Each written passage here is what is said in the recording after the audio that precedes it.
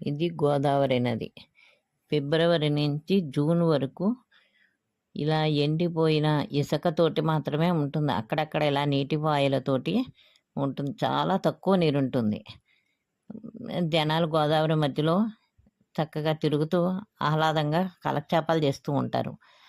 అదే జూన్ మాదిరిగా ఉంటుంది జూలైలోనూ. కానీ ఆగస్టు అది శ్రావణ మాసం అక్కడి నుంచి ఉరకలేసుకుంటూ పొంగి పొర్లిపోతుంది గోదావరి తల్లి.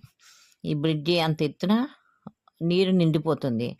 ఎక్కడెక్కడి నుంచో అడవులలోంచి కొట్టుకొస్తాయి చాలా జంతువులు. దాని మీద చెట్లు వేరులతో పాటుగా లేచి వచ్చేస్తాయి చెట్లు. వాటి మీద పాములు, కుక్కలు, ఎన్నో జంతువులు బ్రతికుండే శరణు లేక అలా ఉంటాయి. అలాంటి వాటిని చూడడానికని జనాలు ఈ బ్రిడ్జి ఖాళీ లేకుండా నుంచుని చూస్తారు ఇరువైపులాను. కలపలు ఏరుకునే వాళ్ళు కూడా చాలామంది వచ్చిన కలపను ఏరుకోవడానికి ఈ బ్రిడ్జిల దగ్గర వలలేసి చాలా పట్టుకుంటారు.